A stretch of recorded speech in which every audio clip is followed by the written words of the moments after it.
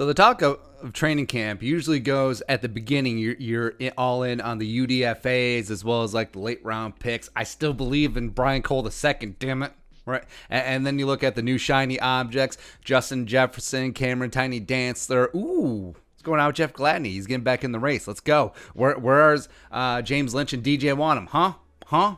But the main storyline that's really flown under the radar is Kirk Cousins is having the best damn training camp of his entire goddamn life. Yeah, the Tin Pot Pizza Ranch dictator is revved up, ready to go, ready to rock the 2020 season. Year two in the Kubiak scheme, coming on the heels of the best season of his career, 2019. Career highs in quarterback rating, QBR, DVOA, PFF grade. Won his first playoff game, which is phenomenal too. It's like, oh, well, he hasn't won a Super Bowl yet. Well, baby steps. Baby steps. Next, he's going to win on Monday night, which is frankly more important than winning the Super Bowl. But yeah, yes, no more Stephon Diggs, which was his major deep threat last season. But you got Olabisi Johnson rising up in year two. You have Justin Jefferson ahead of the curve. Looks like he's going to hit the ground running and contribute right away. And you're ready to rock and roll. You're throwing Thielen in there, back with a vengeance. Ursma Jr., the most versatile tight end in the NFL, is going to be doing some big damn things. Dalvin Cook, hungry for that contract extension, leaking down the backfield. Woo! Let's go, right? As well as Cousins has been smooth in camp. He's dropping he's dropping dimes, he's throwing darts, all the other throwing cliches in there. And also he's looking more comfortable in this offense that's tailor fit for his skill set. All right, so if the Kubiak, and to a degree the Kufansky offense last year, so the Kubiak offense, we'll say, is a very well-tailored Italian silk suit. And then 2018 with John D. Filippo, that was like straight off the rack. It was like full-on JCPenney.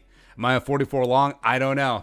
I just grabbed that coat. Sure, why not? But not only is Gary Kubiak a Super Bowl winning head coach, the only Super Bowl winning head coach that's ever been a coordinator, which is great for the Vikings, but also he's a genius in getting the most out of his quarterbacks, just like wringing out every single droplet of talent that his signal callers can provide. So, I mean, he doesn't get enough credit of him, Denver, Shanahan, winning 2 Super Bowls with the corpse of John Elway. Like everyone remembers the Elway helicopter into the end zone against the Packers, but John Elway was not John Elway anymore. A lot of it was Terrell Davis, but they did cater to what was left of him. You look at Rod Smith, you look at Easy Ed McCaffrey, who is the father of Chad Beebe, and it's great. He won 2 Super Bowls there. Matt Schaub became a Pro Bowler in Houston. Matt Schaub. And then 2014, the one season that Kubiak was the OC in Baltimore, Joe Flacco had the best season of his career. Went to the AFC Championship game, and then that was like peak. And then Joe Flacco since then, and then, of course, he won a Super Bowl 2015 with the absolute corpse remnants, partially decaying Peyton Manning. And then he went 5-2 in Peyton Manning's absence with Brock F. Osweiler. Kubiak got Brock Osweiler paid by the Texans. Texans automatically regretted that contract. So that was Kubiak's revenge on Houston. It's like, you're going to fire me? Okay. I'll give you Brock Osweiler with a monster contract that eventually you'll trade to the Browns in exchange for cap relief, which is just funny to me. But the man gets the most out of his quarterbacks, and I can't wait to see what happens with Kirk Cousins this year. Also, so people have been freaking out. Well, what about Kirk Cousins throwing interceptions in training camp, huh? What about that, mister? He's having the best camp of his life. Who cares?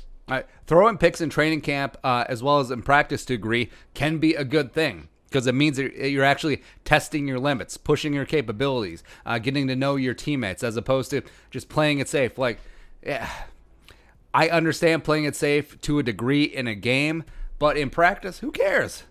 Go yellow on the B. And yeah, Cameron Tiny Dancer, Mike Hughes, Holton Hill, getting theirs, picking Kirk Cousins off in practice. But it's almost like this defense is young and up and coming. There's a lot of talent in that cornerback room. You have the best safety duo in the league. You have great defensive minds all over the place. And it's almost like the Vikings are reloading on defense and resuming their dominance as one of the best defenses in the league. Weird. It's crazy, right? And also, like we said, pushing the capabilities of yourself as well as your teammates. Like Kirk has to know that he can trust Thielen, BC, Jefferson, Irv in a tight spot. And this is where you get to learn your limits. And frankly, I like it that my quarterback is taking more chances, pushing the envelope in practice. Now, maybe scale it back to a degree in the season, but also don't be afraid to go YOLO. And Kirk certainly is not afraid to do that. I mean, what is the point of checking down in training camp? I mean, really, what is the point? So I get it. Like everyone, loves the new shiny objects in camp. Again, I still believe in Brian Cole II. Bringing on Kyle Hinton. Blake Brandel's going to be a starting left tackle of the Vikings if Ezra Cleveland remains at guard someday. But as the training camp wraps up and you get closer and closer to the regular season, let's talk actual turkey.